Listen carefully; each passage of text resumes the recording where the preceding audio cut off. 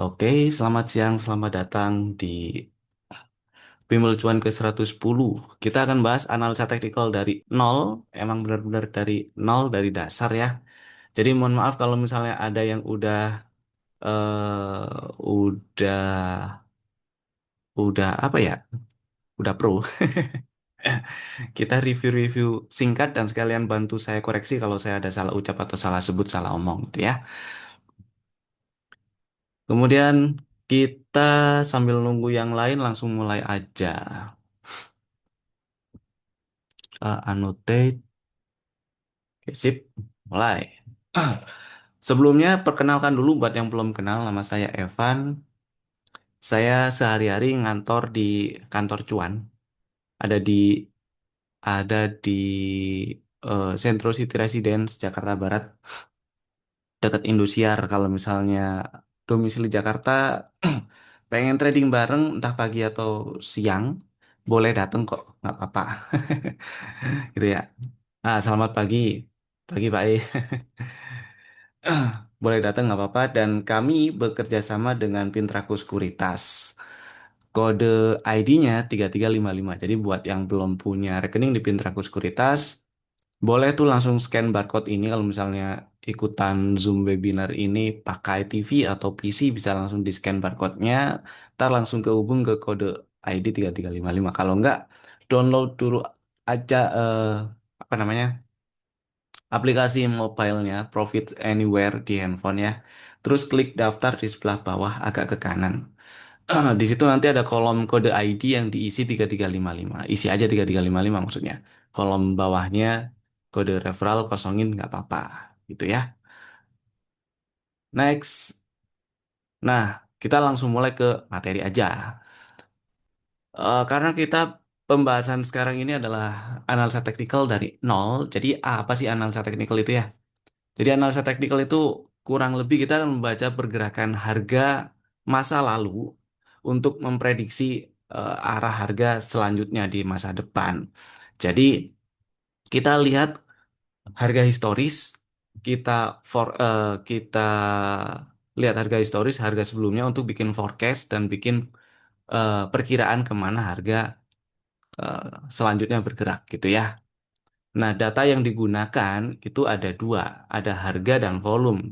Dari pengertiannya aja kan kita udah tahu kalau teknikal itu membaca pergerakan harga masa lalu. Berarti ya data yang dipakai, yang kita pakai adalah harga dan volume. Kalau misalnya ada yang Pak selama ini pakai atau menggunakan analisa teknikal pakai bantuan indikator misalnya moving average atau apapun itu ya, itu adalah turunan dari harga karena bahan dasar indikator teknikal adalah ya harga itu sendiri kan gitu ya.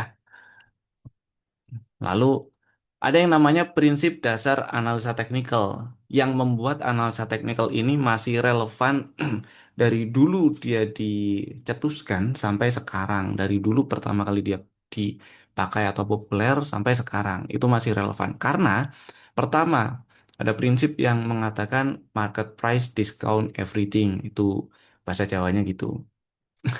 Maksudnya adalah harga di market itu sebenarnya udah menyerap semua informasi dari perilaku semua informasi dan perilaku pelaku pasar gitu ya. Apa informasinya eh, kadang dan seringnya kita tuh nggak tahu. Kayak kemarin misalnya yang tiba-tiba pagi-pagi itu kayak ada panic selling gitu ya. Harga tiba-tiba ngedrop aja yang awalnya anteng gitu ngedrop terus membal cepet gitu kan. Ada apa di situ kita nggak akan pernah tahu dan tiba-tiba tutupan IHSG-nya yang tadinya pagi itu minus bahkan sampai 1,6 kalau nggak salah ya 1,6%, tutupan jadi plus si hijau dikit banget gitu kan. Candlenya jadi candle hammer misalnya, ada apa kita nggak tahu, tapi yang kita tahu ya market hari itu yang tadinya merah sellernya eh, sempat mendominasi, kemudian ada perlawanan dari buyer. Kira-kira kayak gitulah. Analogi sederhananya mirip mirip kayak eh, raport lah ya. Saya sering ngomong analoginya itu pakai raport gitulah, raport sekolah gitu kan. Kalau kita dulu sekolah, kita kan terima raport terus orang tua kita lah terima raport gitu ya. Itu kan Yang orang tua kita tahu itu ya isi dari raport itu mereka anggap ya hasil atau gimana kita di sekolah. Gimana kita aslinya di sekolah, nggak akan pernah persis tahu mereka. Entah kita di sekolah itu tiap pelajarannya tidur, tapi pas ujian bisa ngerjain. Itu kan nggak tahu ya. Tiba-tiba di raport tulisannya ijo-ijo semua, atau bagus-bagus semua gitu kan, naik kelas gitu kan, lulus. Atau tiba-tiba kok merah-merah-merah ini kenapa gitu kan. Nah, kayak gitulah kira-kira. Karena memang di market harga itu kan dibentuk oleh manusia ya. Manusia punya psikologis yang di eh, manusia punya psikologis me- yang bisa memunculkan fear and greed kemudian menimbulkan supply dan demand dan terbentuklah harga. Gitulah kurang lebih ya. Kemudian prinsip yang kedua, price move in trend. Nah, kalau kita seolah-olah ngelihat harga itu geraknya acak ini ya. Ini apaan sih naik turun nggak jelas gitu ya. Kayak acak. Padahal sebenarnya harga itu bergerak ada kecenderungannya, entah itu naik atau turun atau mungkin malah non trend ya. Kalau misalnya emang bener-bener gak jelas banget berarti ya itu non trend. Itulah yang seolah-olah kita ini lihat harga itu geraknya acak, ternyata nggak acak. Ternyata ada kecenderungannya. Ngomong-ngomong suara saya clear ya. Layar aman, di monitor aman sih layar saya. Suara harusnya clear. Oke, lanjut. Dan kecenderungan itu kita bisa lihat, kita bisa baca, kita bisa identifikasi. Jadi poinnya ada di ketiga ini sih sebenarnya. Jadi nomor satu itu adalah prinsip yang paling utama, prinsip paling utama alasan kenapa si taktikal itu bisa dipakai sampai sekarang. Yang kedua, ini juga alasan kenapa kita perlu identifikasi eh, si harga. Karena ternyata harga itu bergerak di dalam kecenderungannya, bergerak di dalam trennya gitu ya. Kemudian yang ketiga, history tend to repeat itself. Maksudnya adalah bukan harga eh, akhir Februari tahun 2025 di 1000 berarti akhir Februari tahun ini 2026 harus 1000 lagi itu enggak kayak gitu ya. Tapi maksudnya adalah ketika ada berita-berita yang sifatnya itu bikin market panik, bikin market fear, bikin market eh, takut gitu ya. Itu market ngeresponnya juga akan sama. Misal kayak kemarin muncul berita MSCI yang mau eh, nge-downgrade Indonesia yang awal dari emerging market mau di-downgrade jadi frontier market. Itu berita buruk buat market yang bisa memicu fear di market. Kemudian bisa memicu misalnya panic selling gitu ya. Eh, Begitunya itu yang berulang. Kayak beberapa tahun lalu waktu perang dagang itu dimulai ketika si Trump awal jadi presiden misalnya. Itu kan ada ketidakjelasan yang gede, yang tinggi di market. Ini mau kemana nih arah arah ekonominya? Ini mau kemana? Orang-orang yang punya duit tanda kutip ya, tanda kutip punya duit itu kemungkinan besar bingung dia mau taruh duitnya itu di mana. Jadi ya entah itu mereka eh, standby dulu nggak ngapa-ngapain atau malah yang udah di dalam cash out dulu gitu ya. Nah, perilakunya akan sama seperti yang misalnya sekarang. Sekarang ini kan Trump kepilih lagi misalnya perang dagang lagi, perang tarif lagi. Perilakunya sama juga. Kemudian kemarin ada fear lagi lebih khusus sih dari dalam negeri meskipun ya. Tapi poinnya adalah eh, kejadian itu memicu fear. Nah, ketika ada fear yang kebentuk yang muncul yang ke trigger di market, maka perilaku market juga akan sama ketika tahun-tahun sebelumnya tuh muncul seperti itu. Ketika krisis 2008 itu kelakuan marketnya kayak gimana, ketika misalnya nih ya amit-amit, tapi kalau ternyata IHSG-nya crash juga, ntar kelakuannya kayak gimana juga nggak akan jauh berbeda meskipun harganya mungkin berbeda, gitu ya. Jadi di poin nomor tiga ini, itulah alasan kenapa kita kalau misalnya ada krisis kemarin COVID misal kayaknya ya, apa contohnya ya, kemarin pas kemarin COVID contohnya, Itu kita bisa tuh ngelihat krisis-krisis di tahun-tahun sebelumnya di IHSG di sini, di IHSG. Kita bisa lihat tahun-tahun sebelumnya itu perilaku dia ketika krisis itu kayak gimana. Gitu ya. Tahun 2000 jauh banget lagi ya. 2008 sini lah. Oh, turun sini bulan-bulan apa nih biasanya dia membal? Karena apa dia membal? Itu bisa bisa itu kita bisa cari tahu ke belakang itu di bulan-bulan itu, tanggal itu atau bulan itulah ya. Kurang lebih itu ada apa. Nah, ini misalnya di tahun 2020 pas COVID kemarin, eh, bulan-bulan ini nih ada apa nih bikin market membal? Ini kenapa kenapa dia turunnya sampai segini aja? Itu ada apa di sini gitu kan? Dan di sini di tahun 2008 juga dia turunnya sampai segini aja ada apa di sini? Alasan teknikalnya ternyata ada. Oh, ini harga juga sempat turun sampai di situ dan membal. Direspon lagi di sekitar tahun 2008. Akhir lagi. Kenapa di akhir-akhir itu ada apa? Nah, itu bisa dicari tahu tuh karena memang history tend to repeat itself. Gitu ceritanya ya. Kemudian lalu kalau analisa teknikal itu emang penting, nggak perlu dong fundamental, ya nggak gitu juga. Terus kemudian apa sih bedanya teknikal dan fundamental analisis? Bedanya adalah kalau analisa teknikal itu percaya ya harga di market itu ya harga yang benar, harganya ya itu. Misal apa namanya? Apa tuh? BP gitu ya. Harganya berapa BP? Misal harganya 300. Ya udah, technical analyst percaya BP 300 di market, ya udah itu harganya. Sedangkan kalau fundamental analyst, dia ngelihatnya beda tuh. BP 300 misalnya.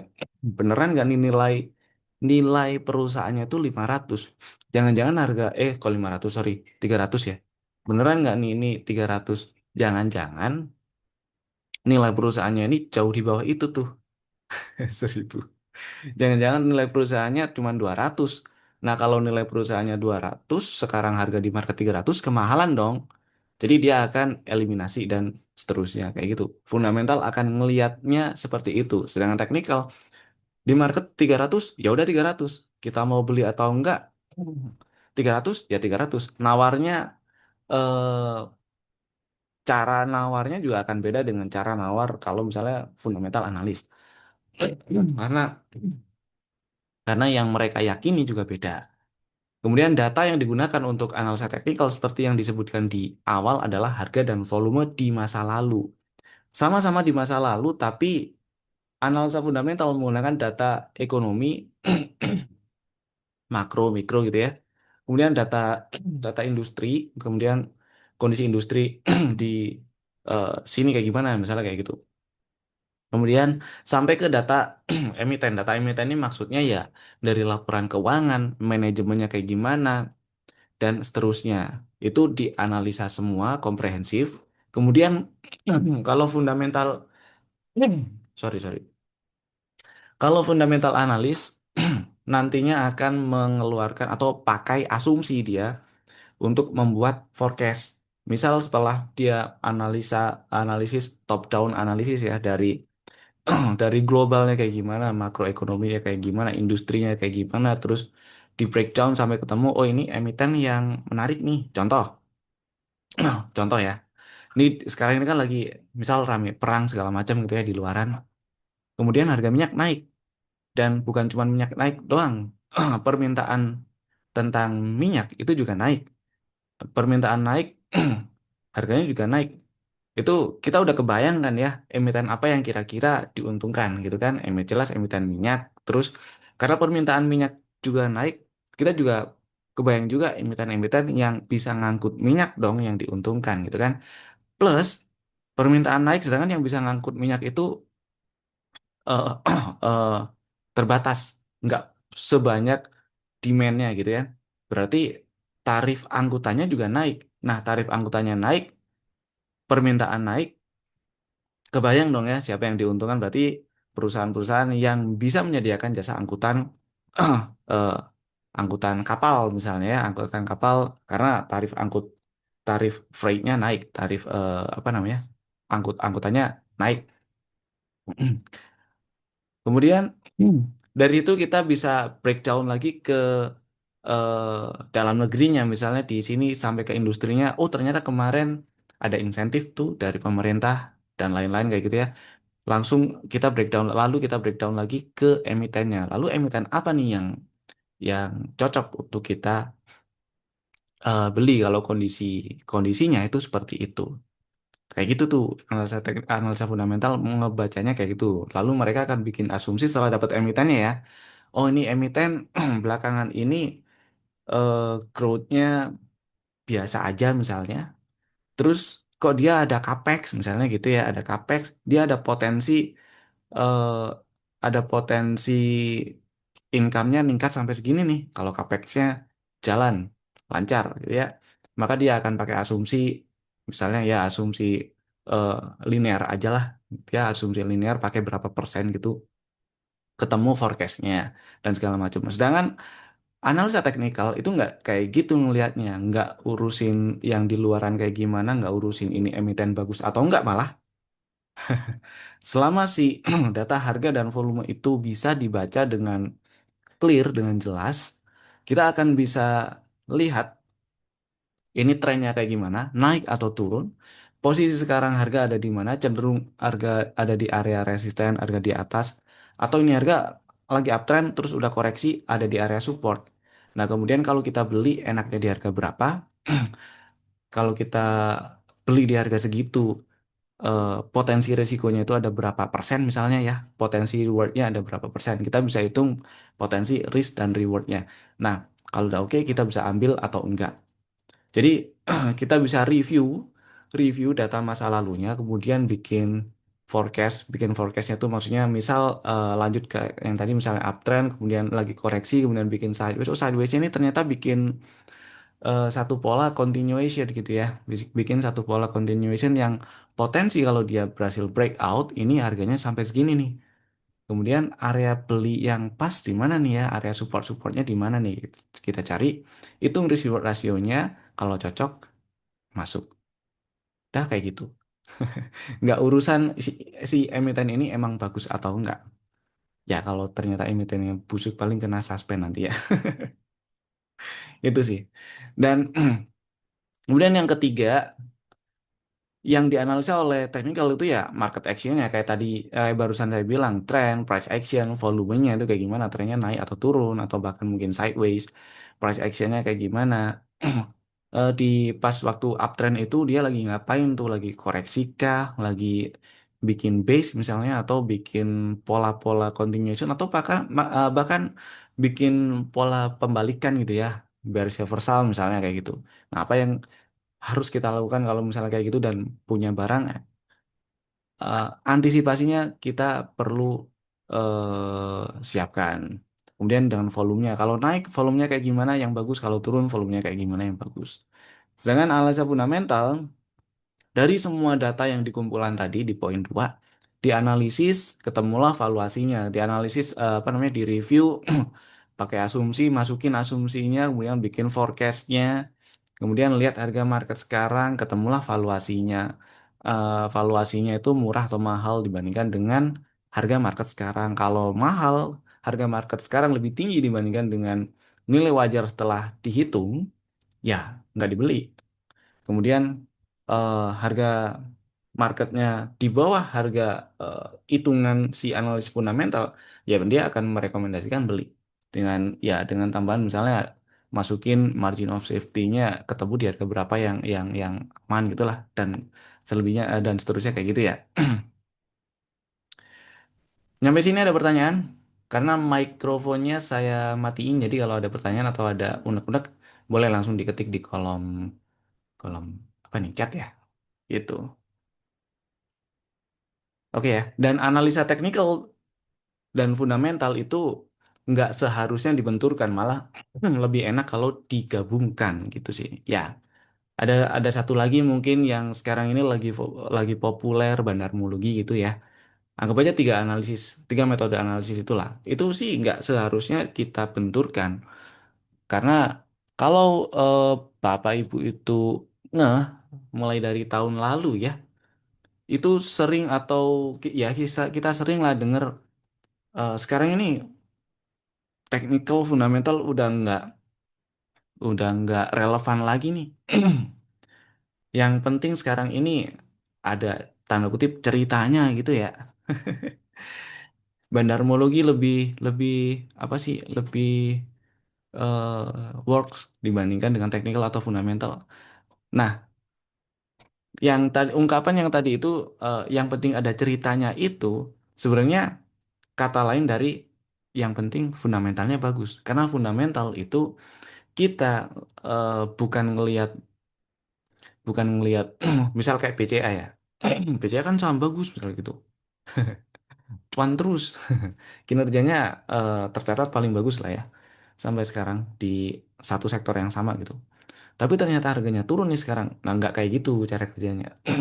Fundamental tuh ngelihat apa yang terjadi sekarang, kemudian kondisi si emitennya seperti apa, kemudian pas apa namanya, ya forwardnya tuh kayak gimana, ke depannya kayak gimana. Dia si fundamental tuh ngelihat ke depannya kayak gimana, bagus enggak gitu. Contoh, ada saham ada saham emiten gold anak perusahaan Merdeka Copper Gold si emas gitu ya. Dia kan baru IPO. IPO-nya sih menurut saya premium, tapi ternyata eh, dia dia IPO harga segitu karena ya dia masukin forecast atau perkiraan income ketika si tambangnya itu udah berjalan dan udah dapat duit dari jualan hasil tambangnya. Kurang lebih kayak gitulah ya bahasa gampangnya. Dan ternyata sampai sekarang ya harganya naik kan. Kurang lebih kayak gitu. Harganya naik karena ternyata jadwalnya benar-benar eh, kinerja apa namanya? Ya kinerjanya benar-benar sesuai jadwal. Tanggal perkiraan area tanggalnya itu segini-segini itu dia mulai ngeruk, nah itu dijalanin tuh. Terus tanggal segini-segini mulai eh, mulai produksi komersial ini mulai dijalani nih. Karena sekarang dia ternyata udah mulai kirim kirim ke Antam ya orinya untuk diolah gitu kan. Jadi bahan jadi supaya dia bisa produksi material dan seterusnya kayak gitu. Nah, investor kadang lebih seneng yang lebih seneng yang seperti itu tanda kutip. Seperti itunya tuh maksudnya adalah oke, ini sesuai jadwal, berarti kemungkinan untuk eh, di kuartal pertama mungkin atau kuartal kedua atau mungkin di tahun ini eh, income atau si kinerja laporan keuangan nantinya ya itu membaik dibandingkan dengan yang tahun lalu itu besar. Nah, itu akan disukai investor. Jadi kadang investor tuh suka yang ke depannya itu kelihatan kelihatan bisa membaik daripada yang terang-terang, bukan terang-terang sih, daripada yang sekarang ini tercatat baik tapi ternyata ada kinerja yang menurun. Bahkan flat nggak ngapa-ngapain pun itu nggak suka loh. Kalau Bapak Ibu lihat Unilever lah contohnya ya, contoh yang gampang tuh Unilever beberapa tahun lalu kan. Dividen lancar-lancar. Tiap tahun cuan iya. Tapi kalau diperhatiin dividen angka dividennya cenderung menurun, ya kan? Kemudian kinerja perusahaannya juga cenderung datar atau malah turun.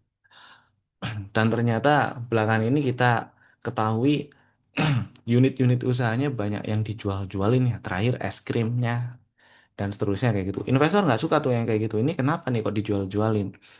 Kan buat investor retail yang tanda kutip nggak ngerti atau telat tahu informasi marketnya umum atau kok umumnya ya rasionalnya kan minggir dulu kita cari tahu dulu kenapa nih baru kalau udah jelas masuk lagi itu kan kalau udah jelas bagus kalau jelas nggak bagus ya udah stay out itu kan.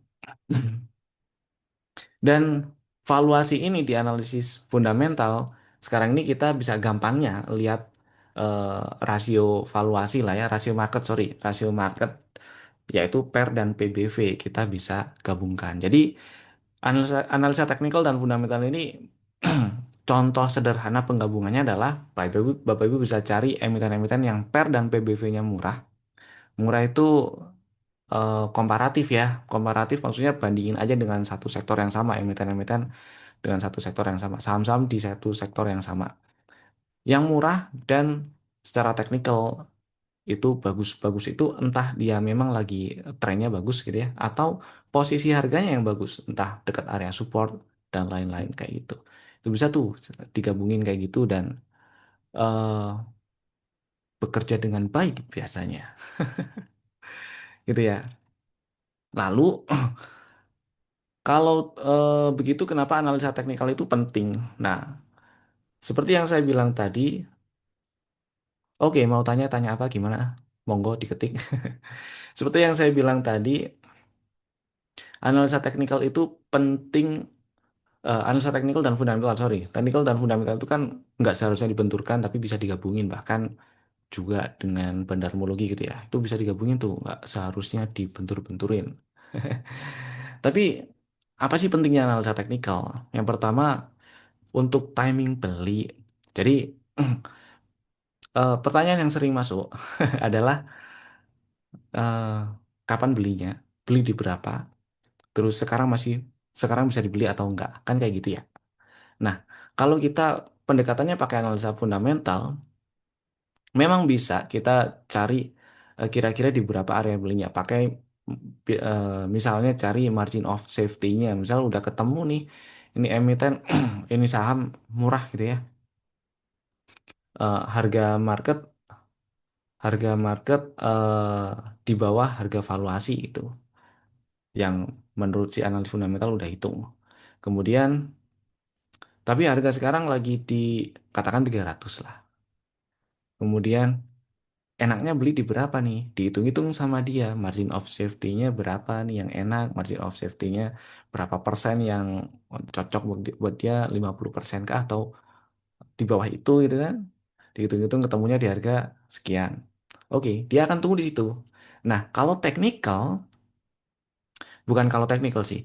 Dengan dengan kita juga pakai analisa teknikal, kita bisa pertajam areanya. Oke, sekarang harga 300, ini kemungkinan ini ada pola-pola bearish reversal, ini saham murah ya, ada pola bearish reversal dan ada potensi koreksi. Lalu di mana area-area support, area-area mungkin entah support, entah demand gitu, ya entah support, entah demand yang memungkinkan harga itu mantul ketika nyampe area itu. Cari itu ya. Kemudian ketemu. Kayak kemarin misalnya bukan pom-pom tapi misalnya si Bull. Bull waktu kemarin-kemarin kita bahas dan beberapa kali ada yang nanya boleh dibeli nggak, boleh dibeli nggak, boleh beli, belinya di berapa. Sempat ditulis di strategi yang ada di list trading ideas itu kan belinya ngantri boleh di 458 ya angkanya ya. Kalau nggak salah 458 itu kan. Kemarin ternyata turun sampai ke 448 kalau nggak salah ya. Dan membal. Dan masih satu area itu 458 dan berapa gitu bawahnya saya lupa. Dan membal. Jadi area itu bukan area-area atau area-area untuk beli itulah ya. Itu bukan satu level aja, tapi suatu area. Jadi emang kadang agak lebar. Dan kapan disamperinya itu yang nggak tahu ya. Yang maksud dari timing belinya itu adalah ketika harganya nyampe situ itu waktu yang pas untuk atau waktu yang tepat untuk beli gitu. Begitu juga dengan timing jualnya. Timing jual menurut pendekatan teknikal ya idealnya dekat resisten atau di area-area supply gitu kan. Atau ketika udah kelihatan tuh nyampe area resisten dan ada rejection muncul sinyal bearish reversal. Maka sah tuh untuk jualan. Dan jelas dua perilaku ini ya untuk menghindari nyangkut. Kemudian untuk menghindari nyangkut lagi ya pasang stop loss. Sebenarnya ada satu lagi, eh, oh enggak, beda. Saya mau bilang ada satu lagi untuk perbedaan dari technical dan fundamental, tapi bukan sih. Itu untuk yang di otak saya lewat, bukan itu ternyata barusan. Oke, pertanyaan yang masuk, saham BP gimana? Oke, ntar ya. Ntar, setelah materi selesai, kita baru ke contoh sahamnya.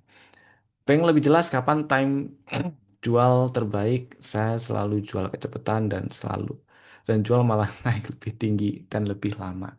Oke, itu pertanyaan bagus dan pertanyaan yang sering dialami Dan hampir pasti sih semua pernah ngalamin itu, saya yakin. Hampir pasti semua pernah ngalamin. Trader atau investor senior itu pasti pernah ngalamin kayak gitu. Saya lanjut dulu ya. Untuk membaca, ini fungsinya analisa teknikal ya, untuk membaca psikologi pasar. Sebenarnya analisa teknikal itu bukan cuman bearish engulfing berarti sinyal turun, bullish engulfing berarti sinyal naik. Tapi harusnya yang kita bisa tangkap adalah yang harusnya kita bisa yang harusnya kita baca adalah ketika muncul pola ini psikologis marketnya itu kayak gimana dan sebelumnya itu kayak gimana dan sekarang antisipasi kita kayak gimana. Kayak gitu. Maka technical analysis itu sebenarnya adalah ngebaca psikologi pasar, bukan ngapalin pola-pola candle gitu ya.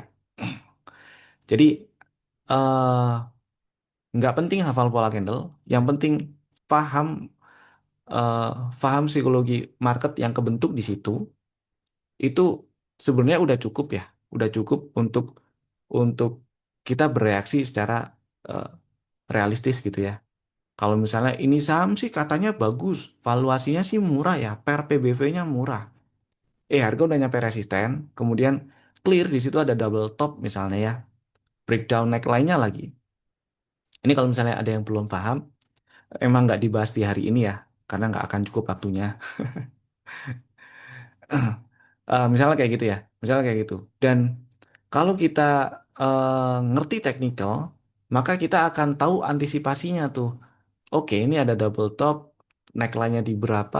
Ya udahlah, kalau saya masih mau hold, antisipasinya berarti pasang trailing stop atau update stop loss-nya di sedikit di bawah harga neckline-nya aja. Ya udah, kalau misalnya kejual, toh masih cuan. Toh di situ juga ada sinyal bearish reversal. Toh kita bisa tunggu lagi kalau misal ini memang saham masih bagus, emitennya masih oke, murah gitu ya. Kita bisa tunggu lagi tuh di bawah. Setelah koreksi area-area berapa kita cari gitu. Ya. eh Cara hitung PBV saham yang bagus dan akan prediksi naik. PBV yang murah itu nggak menjamin si saham bagus sih. Next kita akan bahas mungkin di pertemuan selanjutnya kali ya. Kalau hari ini keburu sih sedikit di-spill lah. Saham murah tapi nggak murahan gitu ya. Seolah-olah murah tapi nggak murahan gitu.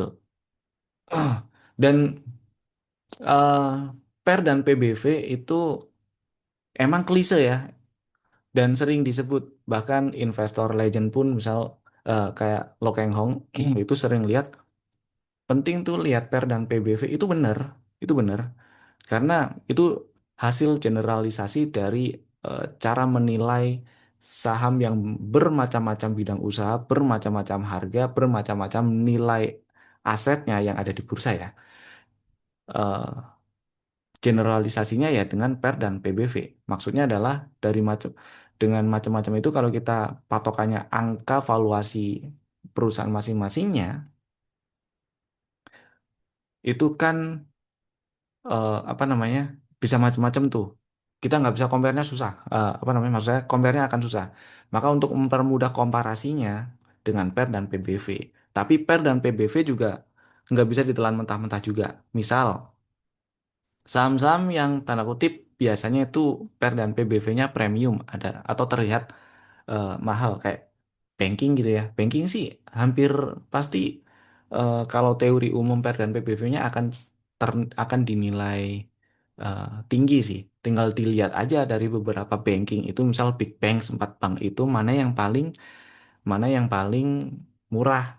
Nah, compare lah, gabunglah dengan analisa teknikal, gabungkanlah dengan analisa teknikal.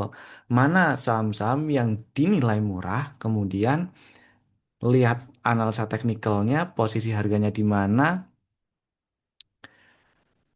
kemudian volumenya gimana. Kalau sepi ya percuma ya. Kalau sepi ya percuma soalnya. Di analisa teknikal juga percuma kalau sepi. Kemudian baru kita bikin strategi apa yang harus dilakukan. Itu sih. Kalau simpelnya ya, simpelnya. Saya eh, praktekinya kayak gitu. Misal, misal saham eh, SMDR lah, SMDR itu di emiten-emiten perkapalan itu dia yang paling murah. Bisa dilihat, silakan compare PER dan PBV-nya. Nah, tapi kita udah tahu nih PER dan PBV-nya berapa gitu ya. Terus, ini saya hapus dulu semua lah. Terus, posisi area beli yang enak kayak gimana? Ini saya gambarin bukan karena harga udah kejadian di situ, tapi di AMI Broker saya sih udah ada gambarnya ya. Ini Insider, oke sih. Nah, ini area beli yang pas, yang bukan yang pasti, tapi yang enak lah. Kemungkinannya besar market merespon ketika harga nyampe di sini gitu kan. Ini murah nih, ini saham murah. Kemudian terdeteksi ini uptrend gitu kan. Kalau kita lihat misal strukturnya gitu ya, selama nggak ke bawah 292, uptrendnya masih masih kejaga nih ya, masih uptrendnya belum selesai. Lalu di mana area belinya? Oke, kita tandain aja area-area yang kemungkinan direspon jadi support oleh si market. Mana ya? Garis. Nah, misal di eh, sini. Sap. Nah, oke. Jadi mungkin ada yang nungguin di 340 lah saya beli gitu ya. Toh membal meskipun sempat turun sampai ke area yang kotak hijau bawah. Itulah. Jadi bukan cari pad dan PBV yang mana kira-kira bisa naik. Eh, saya pakainya cari yang murah, kemudian cari yang murah atau paling nggak kemahalan lah ya, masih masuk akal gitu lah. Kadang juga yang tanda kutip bagus itu bukan yang paling murah, tapi masih masuk akal lah. Kemudian eh, tunggu di area-area support misalnya kayak gitu, atau ada price action yang nunjukin continuation kita ngikut gitu. Itulah alasannya kenapa ini opini pribadi ya. Saya nggak terlalu suka saham-saham misal kayak kayak Cuan, Brand. Kenapa? Karena dari PER dan PBV-nya mahal sekali. Itu opini pribadi ya. Itu opini pribadi. Silakan disanggah kalau misalnya nggak setuju. Terus apa lagi nih? Kutu katanya undervalue gitu ya. eh Katanya undervalue, tapi kalau menurut saya itu itu emiten masih minus. Itu emiten masih minus. Pernya pasti minus kan. Jadi cuma bisa ngelihat PBV. Ya PBV-nya berapa tuh? Saya nggak hafal. Tapi di beberapa perusahaan yang misalnya minus ya, misalnya minus gitu. Pernya pasti minus tuh, pasti merah. Kalau merahnya gede berarti eh, masih tanda kutip ya mungkin oke gitu lah. Lihat lihat PBV-nya juga gitu kan, murah atau mahal compare dengan yang lainnya gitu. Dan perhatiin minusnya berkurang atau enggak, secara kontinu berkurang atau enggak, konsisten berkurang atau enggak minusnya. Kalau enggak, tinggalin dulu aja nggak apa-apa gitu. Oke, gimana cara supaya nggak FOMO dan disiplin ke strategi entry dan exit? Supaya nggak FOMO, pertama jawabannya adalah bikin strategi trading. Supaya supaya disiplin ke strategi tradingnya atau investingnya, ya itu sih jawabannya lebih ke yang tahu adalah masing-masing orangnya kayaknya dah. Maksud saya gini, coba lebih ke berpikir realistis aja deh gini. Berpikir realistis kalau misalnya FOMO kemudian asal enter terus terus cuman oh gini sorry ya, asal enter frekuensi frekuensi tradingnya kan berarti naik ya. Nah, frekuensi trading yang semakin sering itu akan membuat probabilitas kena cut loss-nya itu juga makin sering. Nah, sanggup nggak kena cut loss sering? Kalau nggak sanggup, jangan dilakukan. Memang memang market itu selalu menggoda. Itu sih emang emang godaannya gede.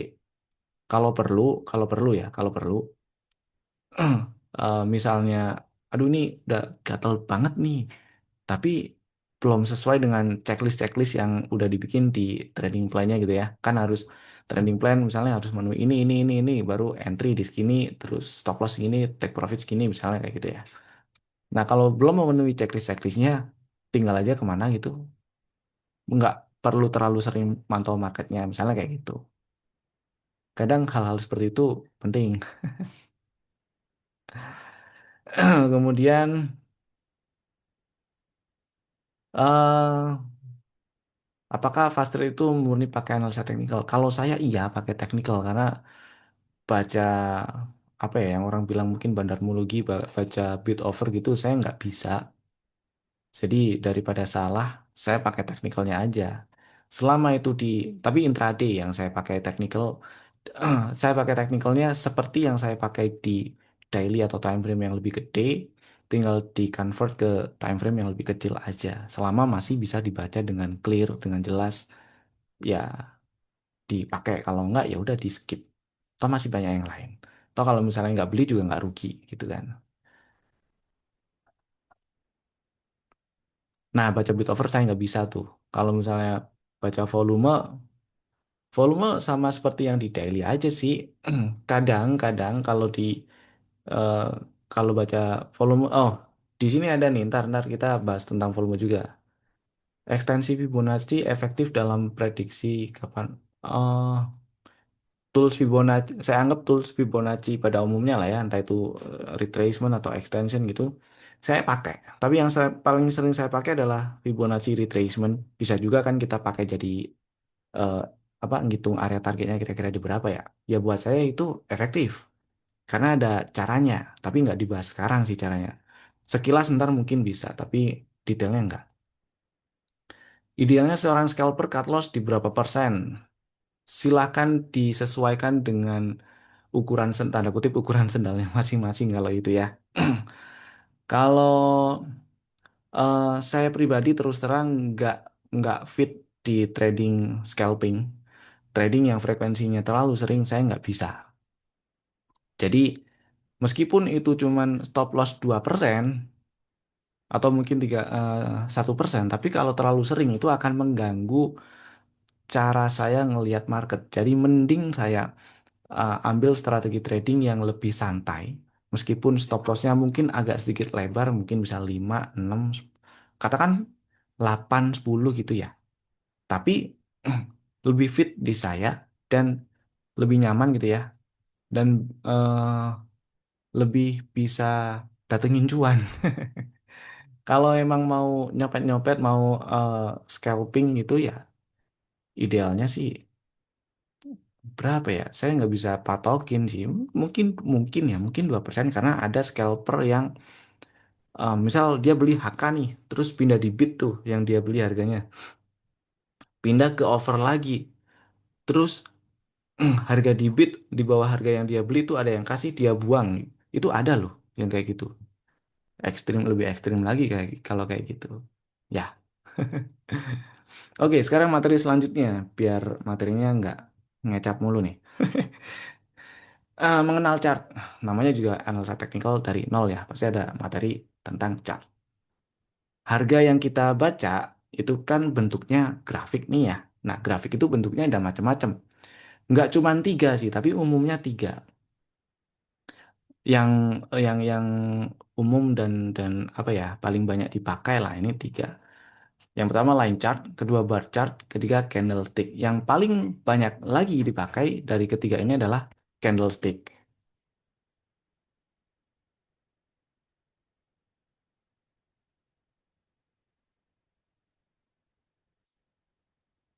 Kemudian penampakannya kayak gini nih line chart.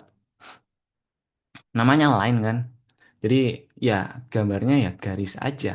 Dia terbentuk dari harga penutupan di setiap hari. Kalau ini konteksnya time frame-nya daily ya.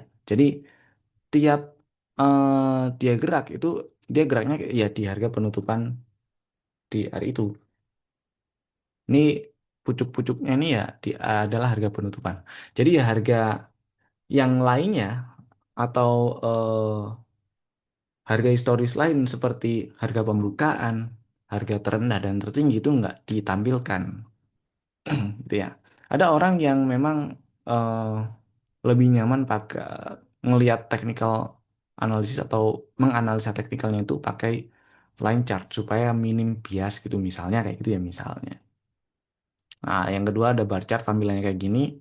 Bar chart informasi yang ditampilkan ada empat yaitu open, high, low, dan close ya, open, high, low, close. Cuman bedanya dengan candlestick ini si bar chart tampilannya nggak ada bodinya ya, garis. Terus open di sisi kiri ada garis pendek nih ya, garis pendek. Nah, ini kalau yang paling atas ini garis yang terendah adalah low, garis di sisi kiri ini adalah open, yang di sisi kanan adalah close, yang titik tertinggi adalah high gitu. Kemudian candlestick. Nah, kalau candlestick ini yang paling-paling umum dipakai sekarang ini. Kenapa? Karena ya secara visual dia paling gampang kita lihat perbedaannya antara eh, hari ini tutup di bawah harga open atau tutup di bawah di atas harga open gitu ya misalnya. Jadi candle bearish atau candle bullish gitulah. Karena ada body candle-nya jadi lebih mudah visualisasinya untuk kita lihat. Data yang disampaikan ada empat juga, ada open, close, high, high dan low ya. Kemudian yang membedakan dengan si bar chart itu adalah penampakan di candlestick ini ada body candle-nya. Nah, di body candle ini ada data open dan close. Kemudian kalau candle bearish itu kan close-nya itu di bawah harga open tuh. Candle bullish tuh close-nya di atas harga open. Ditambah lagi ada tampilan dari body candle yang biasanya diberikan warna yang berbeda antara candle bearish dan bullish. Candle bearish biasanya warnanya hitam atau warna komplementernya itu merah ya. Kalau candle bullish kalau nggak putih ya hijau. Biasanya kayak gitu atau biru ada yang kasih warna biru. Kalau mau dibalik warna juga nggak apa-apa kalau yang bullish merah gitu misalnya. Itu ya sah-sah aja sih, bebas sih. Yang jelas kalau candle bullish itu close di atas open, candle bearish close di bawah open. Tampilannya kayak gini kalau di chart. Gitu ya.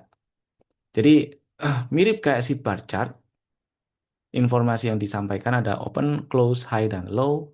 Tapi kalau candlestick ada tambahan body candle-nya aja. Oh ini kemarin naik, emang tutup di atas harga open. Karena ada candle yang dia bikin candle naik dan tutup di atas harga penutupan kemarin, tapi ternyata penutupannya di bawah harga pembukaan. Kayak gini nih ya. Nih, dengan merah nih candlenya. Karena dia tutup di bawah harga pembukaan. Tapi dia tutup di atas penutupan harga yang eh, tutup di atas penutupan kemarin. Gitulah. Jadi candle merah ini tetap namanya candle bearish meskipun hijau, meskipun dia menguat dibandingkan penutupan kemarin ya. Itulah kira-kira. Kurang kecil. Nah, sip. Kemudian gini, kalau kita di analisa teknikal itu yang kita analisis seperti yang tadi di awal kita bahas itu kan analisis trend, price action dan volume ya. Sekarang kita bahas trennya dulu nih. Di prinsip dasar analisa teknikal juga dikatakan kalau harga itu selalu bergerak di dalam kecenderungannya. Nah, tren, kecenderungan arah harga maksudnya tren di sini ya, itu ada tiga nih. Ada tiga, yaitu uptrend, downtrend, dan non-trend atau sideways. Tapi sebelum masuk ke sini, sebenarnya juga ada pengelompokan eh, market dari teorinya si Dow. Dow mengatakan kalau eh, market itu gerak gimana yang mau bahasa Indonesia ini? Pokoknya ada tiga pergerakan market gitulah, yaitu ada tiga jenis tiga jenis. Aduh, saya bingung ngebahasa Indonesianya. Jadi gini lah intinya ada tiga jenis trennya, bukan arah harganya, ya, tapi tiga jenis trennya yaitu tren mayor, major trend, kemudian tren intermediate-nya, jangka menengah, dan tren jangka pendek. Kemudian kalau arah harganya ya ada uptrend, downtrend, dan non-trend atau sideways. Si uptrend, ya uptrend itu dikatakan uptrend ketika si harga itu sudah membentuk high dan low atau puncak dan lembah yang lebih tinggi dari sebelumnya. Kalau sebelumnya ada lembah di sini nih, terus puncak di sini, dia turun nih, bikin lembah di sini kan.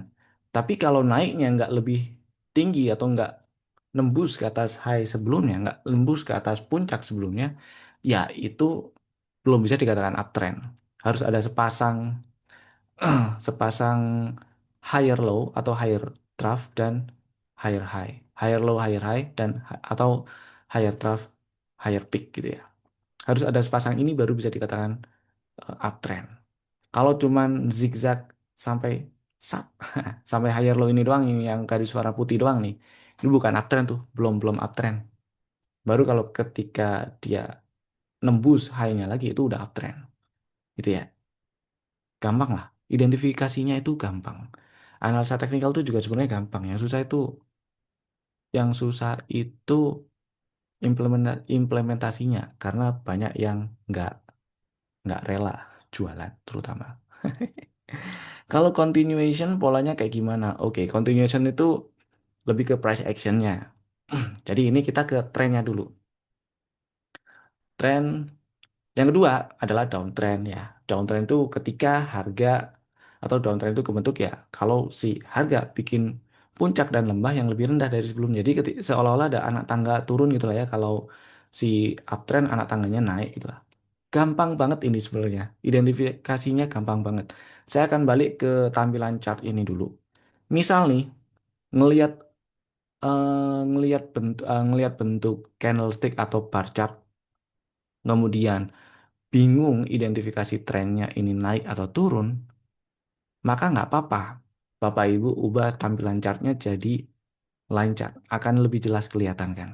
Ini zigzagnya, ini lembah, ini puncak, ini bikin lembah baru. Oh, bikin puncak baru nih yang lebih tinggi dari sebelumnya. Oh, berarti ini uptrend gitu ya. Terus ini bikin lembah lagi. Oh, dia lanjut lagi nih, bikin puncak baru yang lebih tinggi dari sebelumnya. Lanjut nih uptrendnya. Gitulah seterusnya ya. Kapan uptrend ini selesai? Gampangnya pun ketika sudah ada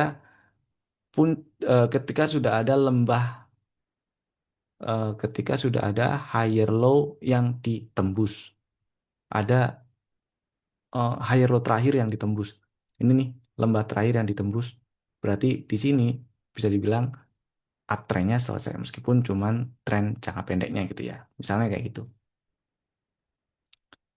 Ya, clear ya. Sebaliknya kalau downtrend.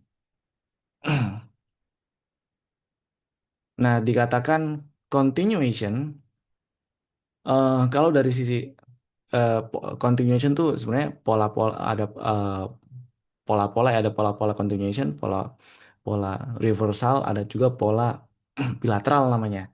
Yang secara statistik, yang secara statistik itu kalau bilateral ya itu probabilitas kan kalau kalau harga bikin pola itu cenderung sideways ya. Kalau bilateral tuh secara statistik probabilitas breakout resistance atau supportnya itu 50-50. Oh, minor mayor trend. Jadi kan barusan nggak lama tadi kan saya bilang di teori Do itu ada eh, jenis trennya ada tiga ya, jangka panjang atau major trendnya, menengah dan minornya gitulah kira-kira ya. Bahasa gampangnya minor atau yang paling pendek, terus yang menengah dan yang jangka panjang. Jadi tren itu eh, tren itu di tren itu dibentuk dari tren yang paling kecil dulu kan. Nggak ada tren jangka panjang kalau nggak ada tren yang jangka pendek. Itu kan. Jadi kalau kita lihat harga nih, gerak misal asumsikan aja ini harga ya di yang line warna putih nih. Nah, di dalamnya itu juga pasti ada gerak harga yang naik turun gini loh. Nah, anggap aja kalau yang putih ini adalah tren mayornya, yang biru ini adalah tren minornya, tren kecilnya. Maksudnya gitu. Perubahan-perubahan di tren eh, yang lebih pendek itu belum tentu mempengaruhi atau membuat tren yang gedenya itu berubah.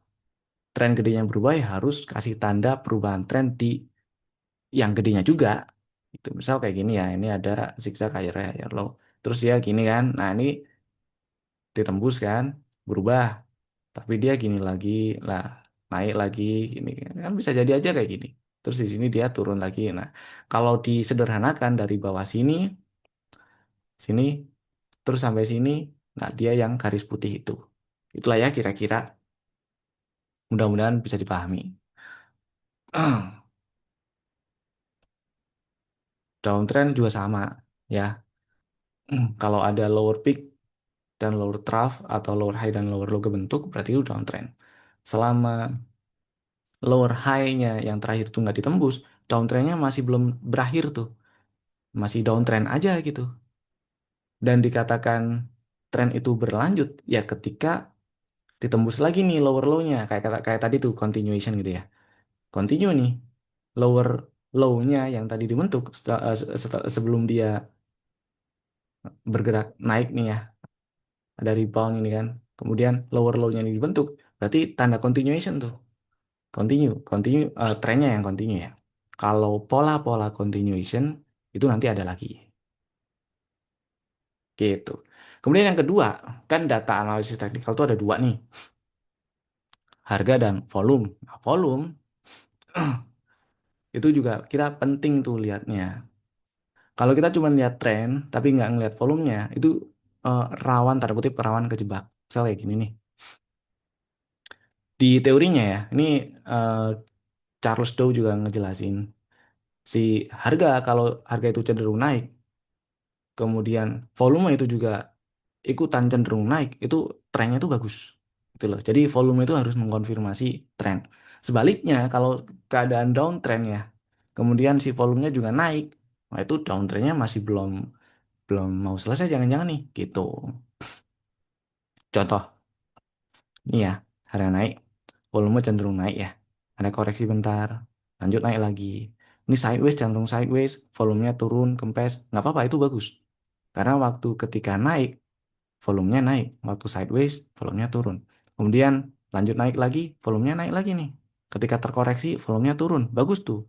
Yang jelek adalah ketika ini nih, harga naik, volumenya turun. Hati-hati. Kan udah naik dari bawah sini nih ya, 200-an nih. Terus sekarang udah berapa tuh? Sempat naik sampai 600, volumenya udah turun-turun-turun nih. Hati-hati. Maka kalau udah ada tanda uptrendnya berakhir, ya udah exit aja gitu. Simpelnya kayak gitu atau muncul pola-pola bearish reversal atau ternyata di sini dia kepentok area-area resisten, kemudian ada rejection, nggak ada salahnya juga lo buat take profit gitu. Karena di sini trennya ternyata udah melemah. Nah, ini tanda pelemahan tren juga. Naik, harganya naik cenderung naik ya. Kemudian si volumenya cenderung turun. Nggak kompak lah gitu. Ya, clear ya. Next, sedikit tentang support dan resisten. Nah, ini sebenarnya materi yang paling aplikatifnya, tapi waktunya nggak cukup. Oke, kita bahas dulu support resistennya. Support resisten itu anggap aja kayak atap dan plafon ya. Kalau bahasanya sih, ya support ya area di mana harga itu cenderung berhenti dan atau berbalik. Bisa jadi cuma berhenti kemudian lanjut lagi juga bisa sih. Berarti kan support yang kebentuk support minor ya, support kecil lah di breakdown. Umumnya dikatakan support, umumnya kita tandain area itu area support adalah kalau harganya berbalik memang.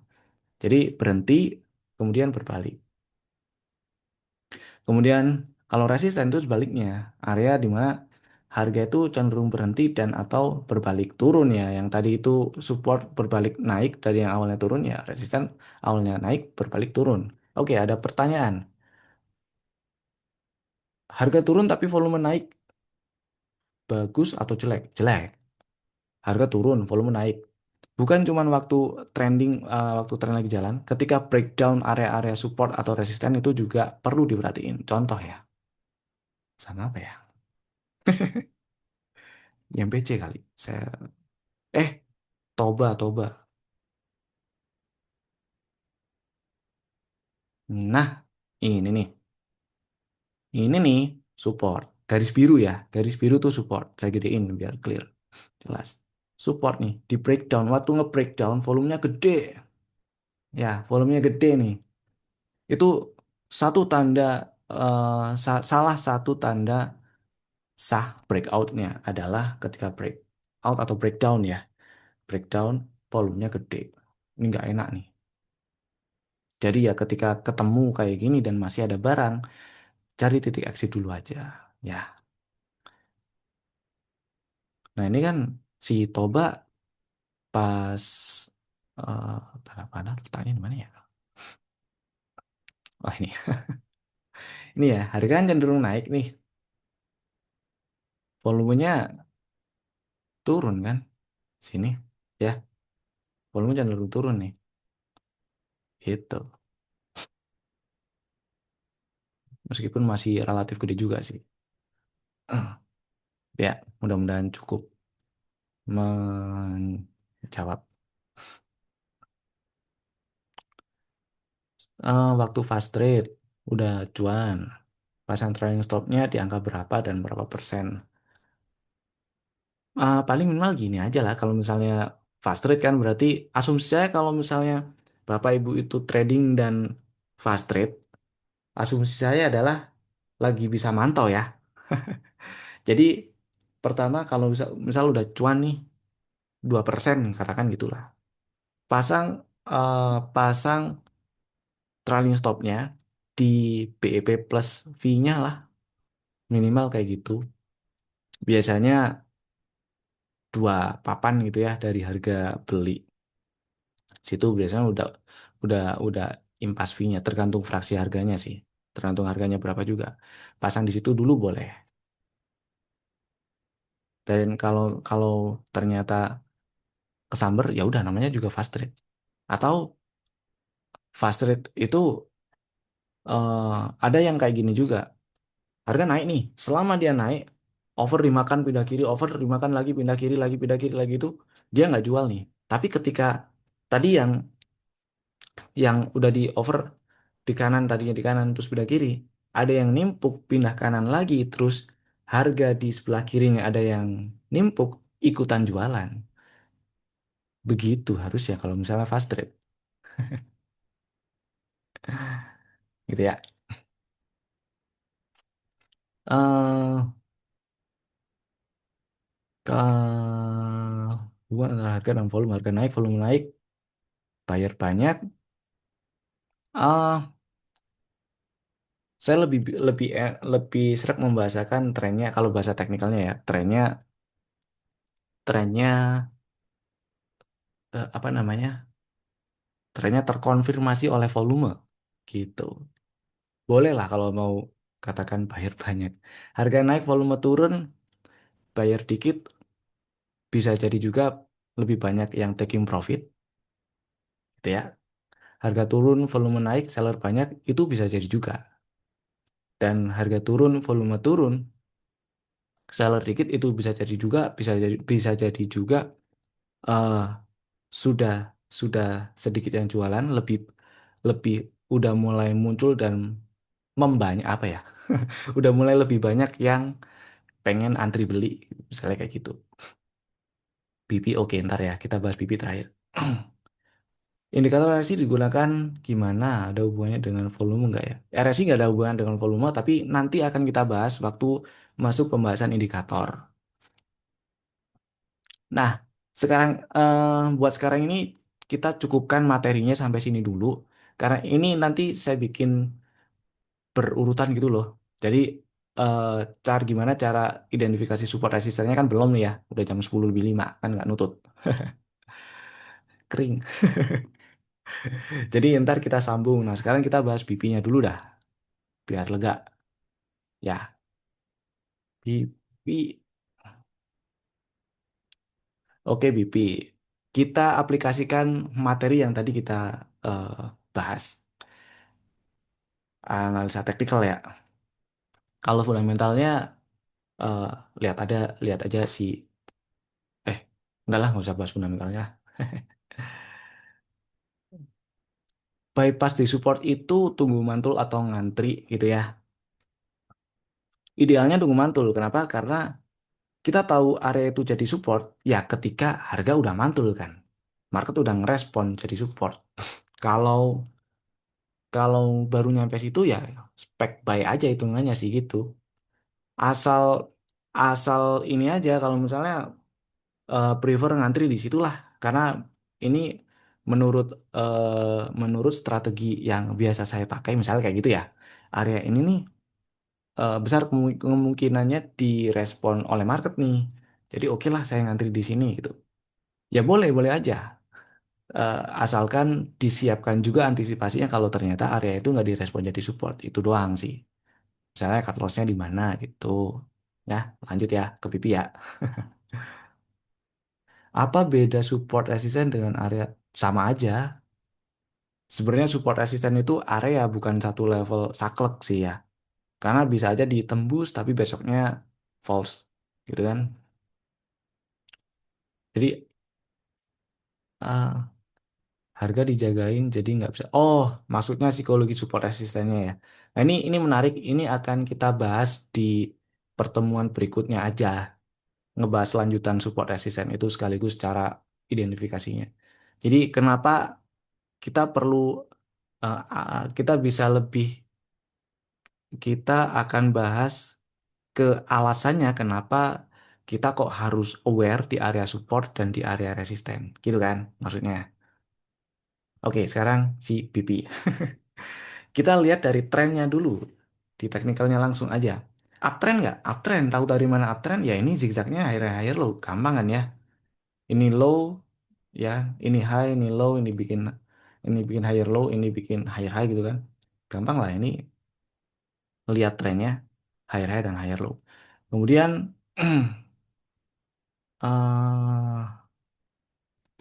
kemudian volumenya gimana nih? Ini uptrend masih lanjut, volumenya gede nih, harga naik, volume naik. Bagus gak? Bagus dong berarti kan. Dari sisi teknikal ya. Bagus gak? Ya bagus. Ini kan, harga naik, volume naik. Terus berikutnya baru kita masuk ke price action. Belum dijelasin sih hari ini.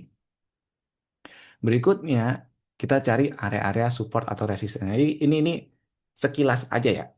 Sekilas aja. Cari area support atau resisten tuh macam-macam. Misal bisa pakai eh, bisa pakai visual. Visual artinya ya visual artinya ya kita tandain area-area yang dimana tadi itu market merespon sebagai resisten atau support. Misal di sini nih, ini kan harga naik sampai sini, kemudian turun. Berarti di sini kan resisten nih. Kalau nggak ada resisten di situ, harga nggak mungkin turun kan. Tandain di sini misalnya. Kok hijau ya? Nggak apa-apa. Nah, resisten yang di breakout itu eh, biasanya bukan biasa ya biasanya bisa direspon jadi support kalau dites lagi. Jadi ini ada resisten yang tadinya di breakout. Terus harga PP sekarang ada di 294. Boleh nggak saya nunggu di 240? Boleh, secara teori itu benar. Cara belinya gimana ya? Tunggu harga nyampe 240 dulu, kemudian membal. Membalnya itu entah dia bikin buntut kayak gini nih, atau bikin satu pola candle bullish reversal. Itu boleh, nggak apa-apa. Atau ada lagi yang sama-sama pakai visual kayak gini, tandain puncak lembahnya, tapi nggak pakai candle. Kalau pakai candle kan kita tandain aja pucuk-pucuknya gitu ya. Pakai line chart. Jadi yang ditandain adalah closing price-nya. Highest close sebelumnya di mana. Nah, kayak gitu bisa nggak? Bisa. Yaitu bisa dipakai jadi area. 240, 230 jadiin area beli boleh nggak? Boleh, nggak apa-apa. Kemudian ternyata area resisten ini di breakout kan. Nge-breakoutnya dia harga naik nih, rally, kemudian bikin base dan rally lagi. Nah ini niat nih, area base ini memang bisa jadi area beli. Ini sekilas aja ya, nggak ada di materi tadi. Kemudian ini juga ada nih, dia naik kemudian koreksi dikit kan. Kalau kita kasih apa namanya atau ubah chartnya jadi lancar, koreksi dikit kemudian naik lagi kan. Secara teori boleh dong. Ini resisten kan ditembus nih. Secara teori resisten yang ditembus bisa jadi support. Kita coba lihat. Nah, belum dites. Cuman kalau kayak gini biasanya yang saya tandain adalah apa namanya si dari sini candle merahnya lah. Jadi dia kemarin tuh persis nyolek berapa tuh angkanya? Lupa lagi. 278 dan gitu ya, kayak gitu. Masih bisa turun lagi ya? Ada kemungkinan turun lagi sih memang. Apalagi kalau sampai si pipinya turun ke bawah 258. Maka peluang untuk nyamperin 240, 230 jadi makin gede. Itulah terakhir. Masa udah ya, terakhir ya. 10-12 nih. Si Oasa kita lihat nih. Trennya kayak gimana? Naik nggak? Naik. Tahu dari mana? Kita tandain. Ini low, dibikin high gitu kan. Sorry. Dari sinilah ya. eh Sini aja ya. Ini kan low ya. Dibikin high, bikin low gini kan. Nggak bikin high baru, sideways, anggaplah. Terus ini bikin high baru. Nah, ini bikin low di sini nih. Dia nge-breakdown higher low sebelumnya. Bisa dibilang uptrend minornya selesai nih gitu kan. Tapi ternyata dia lanjut uptrend. Bisa loh kayak gini nih bisa. Kayak gini bisa. Dan ini hal yang bisa diantisipasi kok. Tenang aja. Kemudian dia naik lagi sampai sini kan. Terus turun lagi ke sini. Dia naik lagi ke sini. Dan sini. Nah, yang perlu kita cari tahu adalah turun ke sini nih nge-breakdown higher low sebelumnya nggak? Nge-breakdown ternyata. Meskipun cuman buntut doang ya, bukan body candle-nya. Artinya ya bisa dibilang ini uptrend minornya udah selesai. Yang berikutnya terjadi apa? Ya, kemungkinan adalah entah ini sideways atau malah dia lanjut turun. Kalau kita lihat trennya udah nih. Kemudian kita lihat volumenya. Volumenya mana tanda mana tadi? Langsung aja ya dari sini nih. Harga naik kan ke sono ya. Kemudian si volume juga naik, masih naik. Dan ini waktu terkoreksi harganya juga turun gitu ya. Artinya ya masih oke-oke aja sebenarnya trennya sih. Trennya masih oke-oke aja. Yang nggak oke nanti kapan? Yang nggak oke ketika dia breakdown lagi 334. Ini warning buat yang punya barang. Jadi tapi agak jauh. Ya mungkin aware dulu kalau misalnya tutupan di bawah 406 gitulah, tutupan di 400 atau lebih bawah itu hati-hati dulu aja. Nah, kalau mau beli kondisi kayak gini gimana? Ya, area supportnya aja ditandain area support gampang-gampang area support area yang sebelumnya di mana harga balik aja. Kan sini nih, sini atasnya lagi ada kan? Sini. Terus ada area resisten yang di breakout gak? Ada, ini resisten dites jadi resisten kemudian di breakout. Nah, jadi dah. Nah, ini direspon jadi support nih kemarin 402-nya ya kan. Sebenarnya sesimpel itu, yang susah itu kedisiplinan untuk jalanin strategi yang udah dibikin. Itu balik lagi ke masing-masing. Oke, segitu ya. Ah, mungkin banyak pertanyaan yang tadi belum kejawab. Tapi kurang lebih pertanyaan-pertanyaan yang belum kejawab itu memang adalah eh, pertanyaan yang jawabannya itu ada di materi bimbel cuan berikutnya. Karena kita akan coba bikin bimbel cuan ini berjenjang urut runut gitu ya biar bisa di ditonton per seri gitulah ya kayak drakor. Oke, terima kasih buat yang udah mampir. Jadwal bimbel cuan berikutnya karena bulan depan ada Lebaran ya. Lebaran itu kalau nggak salah menurut hitung-hitungan itu kan tanggal 19. Ya, 19 kalau nggak 20 kan. Habis Lebaran aja lah ya. Habis Lebaran aja lah minggu depan ya. Oke. Bimbel cuan hari ini kan udah nih. Saya stop dulu recordingnya biar nggak terlalu lama recordingnya ya. Stop recording.